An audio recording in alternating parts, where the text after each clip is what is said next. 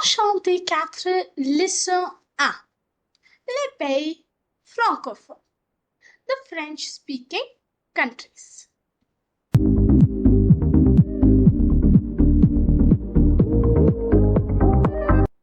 Voilà le jour de la rentrée.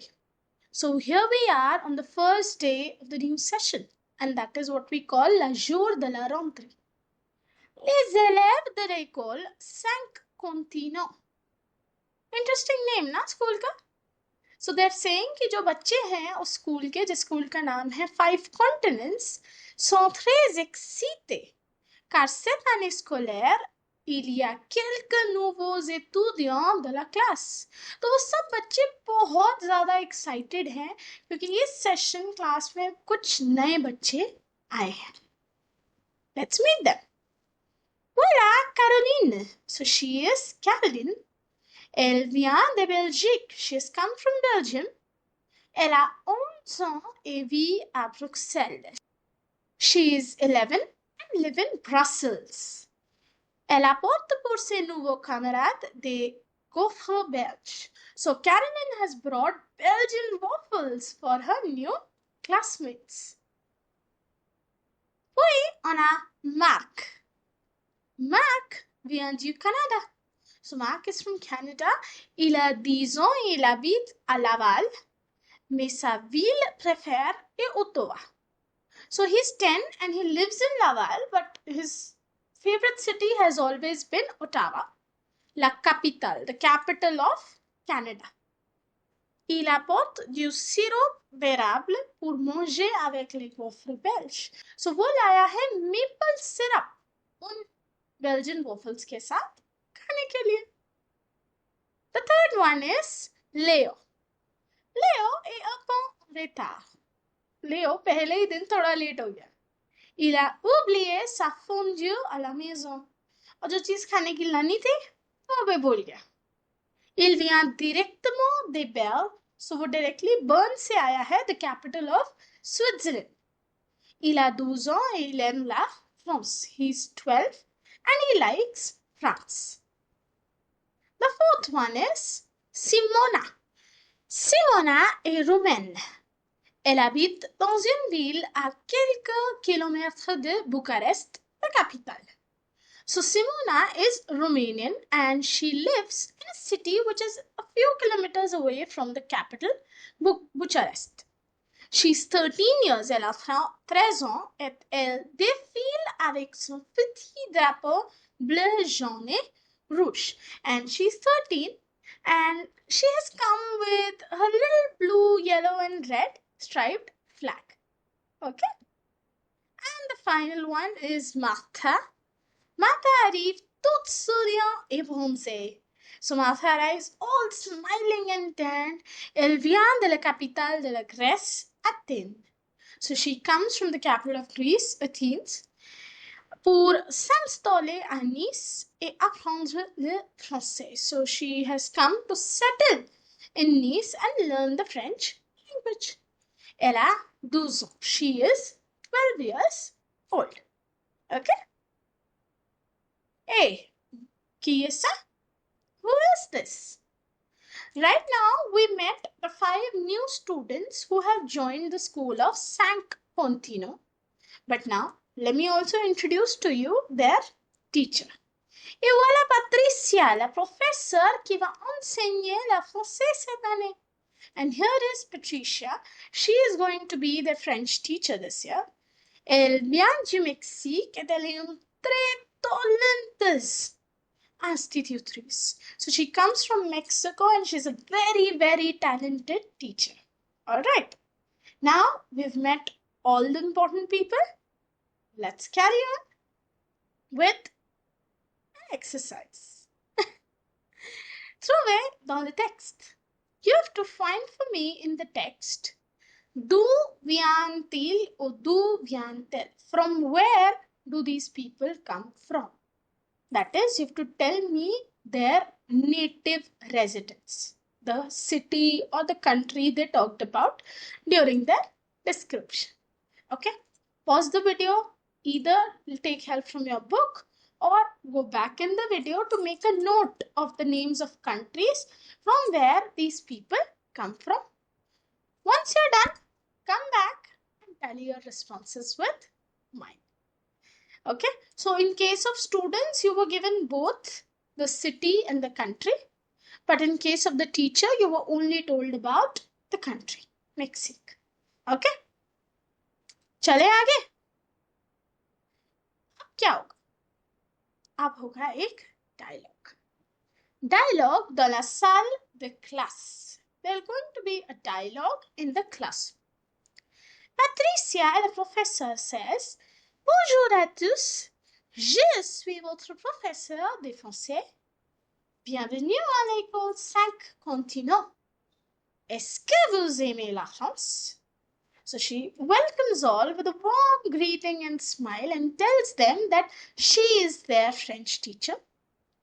And she asks them if they like France. Mark says, Oui, j'aime bien la France. So Mark कहता है, Yes, मुझे तो France बहुत पसंद है. C'est un pays très varié avec beaucoup de monuments et de beaux musées.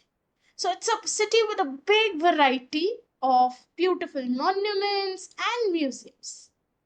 Simona says, J'aime bien parler le français. I like to speak French a lot car c'est une langue très intéressante et polie because it's a very interesting and polite language. Et les Français, ils sont très gentils. And the French people, they are very, very kind, very gentle people. Yeah? What does Patricia then ask? Et toi, Caroline, comment tu trouves le pays? Tu as des amis ici? And you, Caroline, how do you find our country? Do you have any friends here? Non, je n'ai pas d'amis ici. So Caroline becomes sad and says, No, I don't have any friends here. Mais je veux connaître ce pays et je vais rencontrer beaucoup d'amis. So yes, I want to know about this country and I want to meet a lot of new friends here. Patricia then says, Très bien, nous allons maintenant commencer les cours. So very well, now we're going to start with the lesson. And us too, yeah? Dialogue ho gaya, introduction ho gaya. Let's move on with our lesson. La grammaire. Rappelons. So, you see, it's the first lesson. And before starting anything new, we should first have a recap of what we've studied in the previous classes. So, in this lesson, we'll be revising les adjectifs possessifs et les verbes présents. Et quelque chose de nouveau. What's something new in this lesson? Les adjectifs démonstratifs et l'adjectif tout.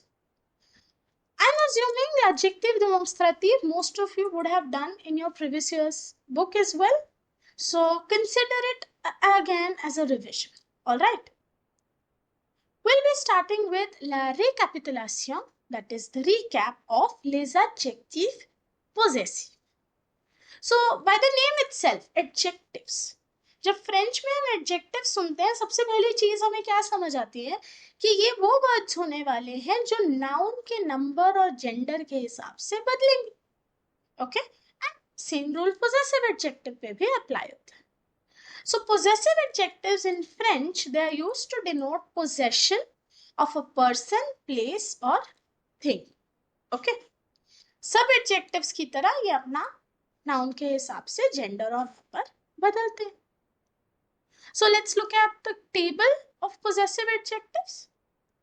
So if we have the subject je, in French we have the possessive adjectives mon mame, with tu, ton tate, and with il, elle, son, sa, se.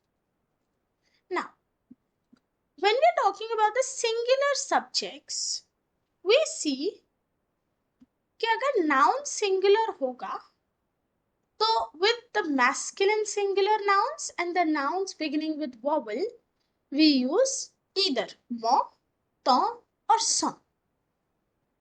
For feminine singular nouns, we use ma, ta, sa. And with plural nouns, we have may, they and say. पर जैसे ही हम plural subjects पे आ गए, okay, ये no vowel sets, what happens, हमें सिर्फ इतना देखना है कि नाउन सिंगुलर है या प्लूरल, क्योंकि singular no matter masculine singular है, फेमिनिन सिंगुलर है या वोवेल से शुरू हो रहा है, सबके साथ क्या आता है, नोत्र वोत्र या लर. प्लूरल के केस में वी हैव नो वो एंड लस. Easy right. सो अगर आपको ये टेबल आती है, आधी प्रॉब्लम आपके सॉल्व हो गई. और बाकी की आधी कैसे सॉल्व होगी, इन स्टेप्स को याद रखें. How to identify the correct adjective. You first identify the subject in the sentence. Then you look at the noun and determine its gender and number. And then finally you choose the appropriate adjective. Let me pick up any one sentence. Let's say the third one. Here the subject is Mark. Mark is the name of a boy. That means third person singular. So the subject is il. अगर लड़की का नाम होता तो L. या अब मैंने subject देख लिया. अब इस सब्जेक्ट के साथ मेरे पास क्या क्या ऑप्शंस थे टेबल में, सॉ, सा, से, राइट. नेक्स्ट चीज, अब मुझे इन तीनों में से कौन सा यूज करना है कैसे पता चलेगा. For that I look at the noun and determine its gender and number. अब नाउन कैसे पता चलेगा, ब्लैंक के साथ जो वर्ड के हुए, ज्यादातर वो noun. So here we have सर. सर होती है सिस्टर. सिर्फ स्पेलिंग देख के मत जज कर लेना कि ई से तो एंड नहीं हो रहा तो फेमिनिन नहीं हो सकता. Sir means sister, so I know that my noun is feminine singular. अब मुझे ये भी पता चल गया कि नाउन फेमिनिन सिंगुलर है. Now I have to choose the appropriate adjective out of the three that I have. इन तीनों में से feminine singular के साथ लगता है सा. So that is my answer. ठीक है, बाकी का जो 50% काम था वो इन स्टेप्स को करके हो जाएगा. बट इससे पहले हम यहाँ एक्सरसाइज लेके आऊं मैं आपके लिए एक चीज पर. अब जरूरी नहीं होता कि हर सेंटेंस में सब्जेक्ट प्रोनाउन गिवन हो, यानी जाती हो इल गिवन, या फिर हर सेंटेंस में सब्जेक्ट भी हो. फॉर दैट मैटर हो सकता है सीधा नाउन से शुरू हो रहा हो सेंटेंस, लाइक आई से माय पेन इज ब्लू. अब इस केस में तो कोई सब्जेक्ट है ही नहीं, सीधा नाउन है मेरे पास. तो इन केसेस में क्या करना है. So when the sentence does not have a subject pronoun or begins with say or ce sont. Say ce sont means this is or these are. There you are free to use any row of adjective. आप कोई भी रो समझते हो ना, vertically कोई भी रो use कर सकते हो, but you need to keep in mind the gender as well as number of noun. So let me randomly pick the second one here. यहाँ से आ गया, ठीक है, this is. तो अब यहाँ में मैं कोई भी रो यूज कर लूं, मोन टॉन सॉन वाली, यस. बट उस रो में कौन सा वाला एडजेक्टिव यूज करना है ये कैसे पता चलेगा. For that I have to look at my noun. So ग्रॉमर ग्रैंडमदर इज फेमिनिन सिंगुलर.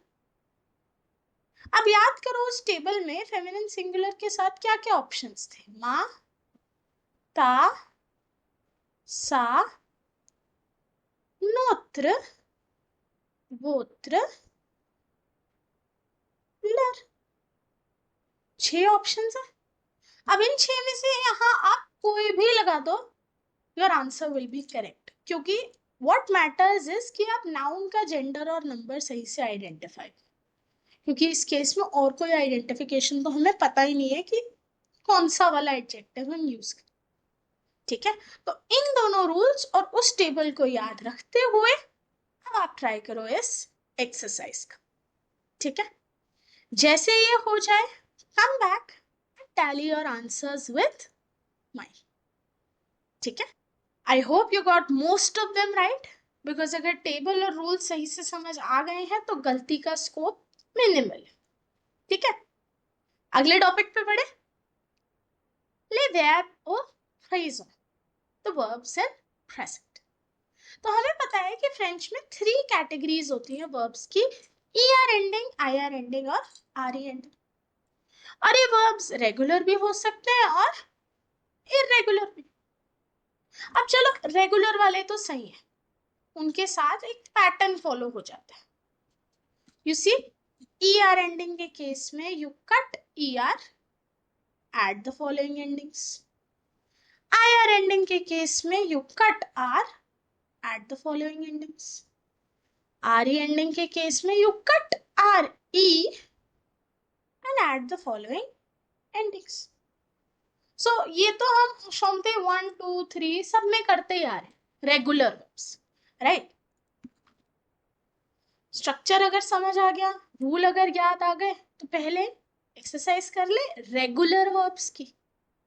ये सारे के सारे ब्लैंक में मैंने जो आपको दिए हैं रेगुलर वर्ब्स, इनको जरा कॉन्जुगेट करिए उन रूल्स के हिसाब से जो अभी हमने रिवाइज किए, और जैसे ये हो जाए मेरे आंसर्स के साथ अपने आंसर्स को टैली कर लीजिए।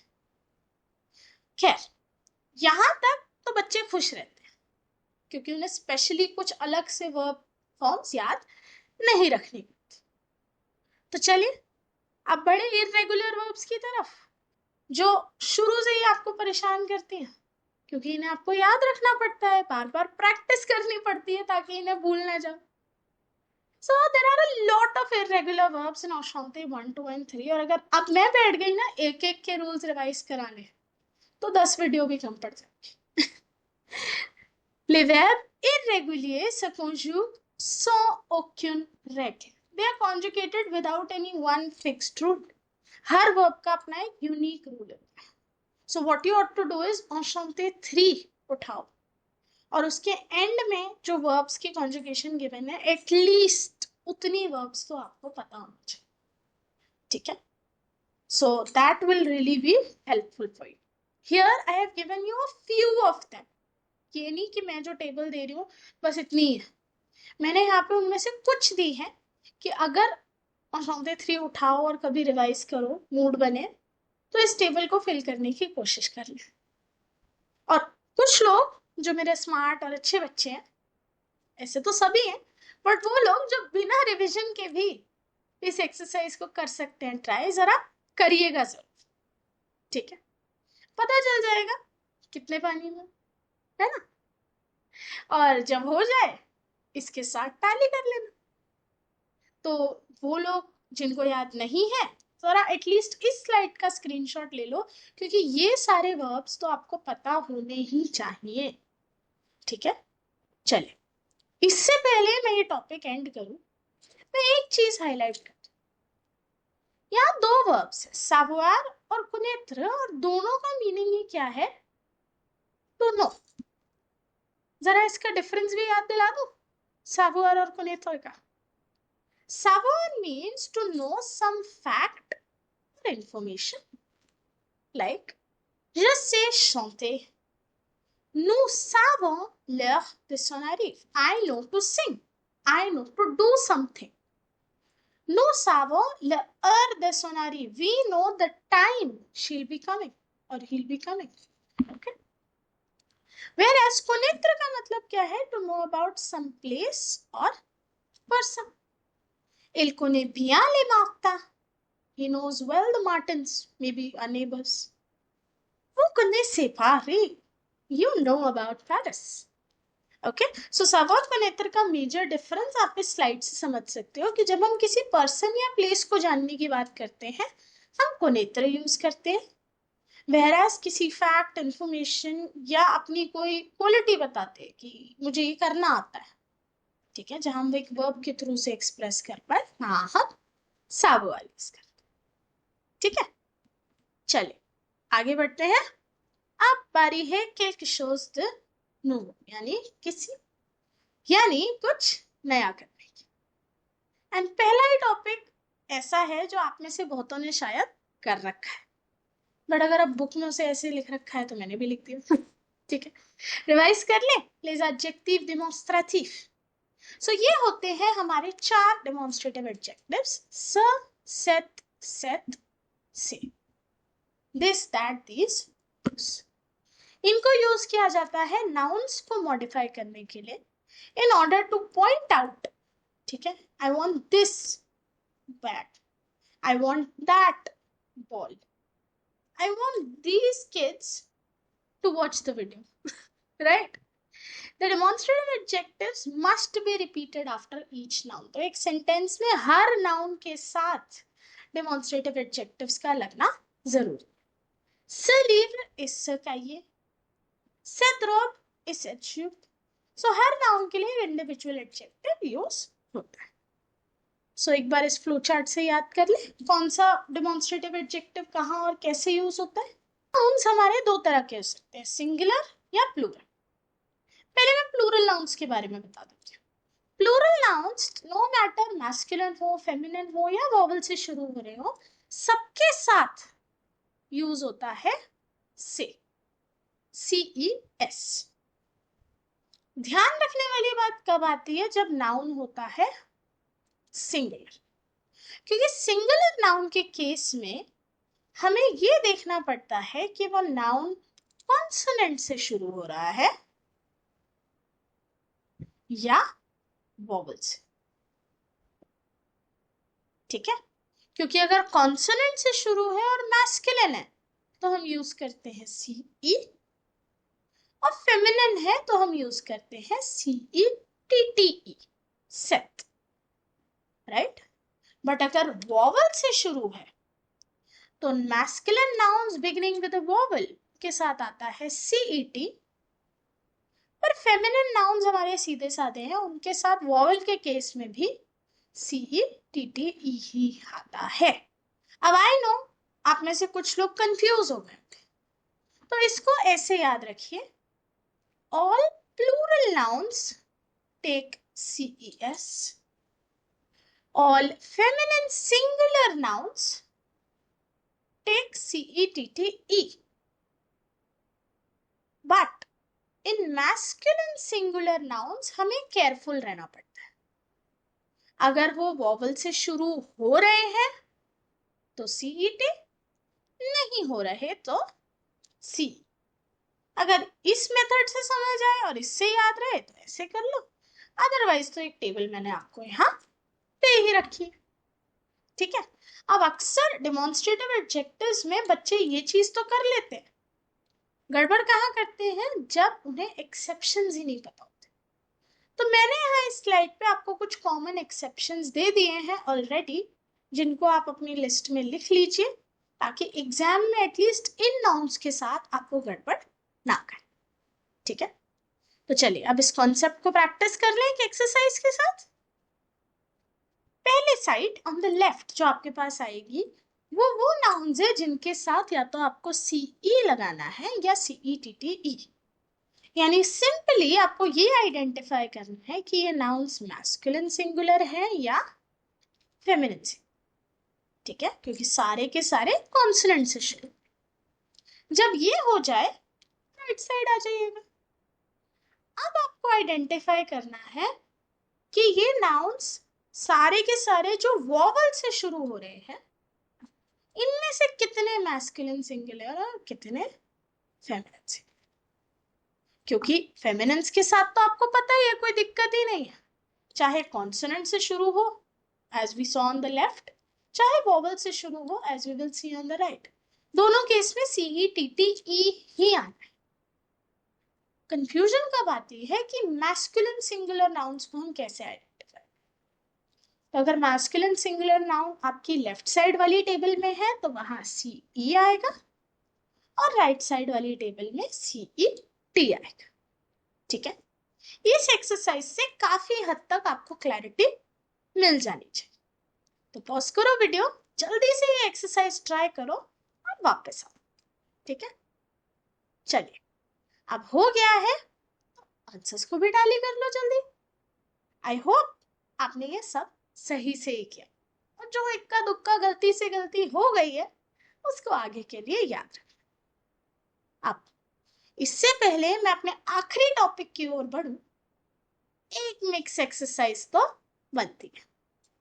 अब आपको यहाँ मैंने फिलअप्स दिए हैं और इन ब्लैंक्स में आपको फिल करने हैं डेमोन्स्ट्रेटिव एडजेक्टिव्स।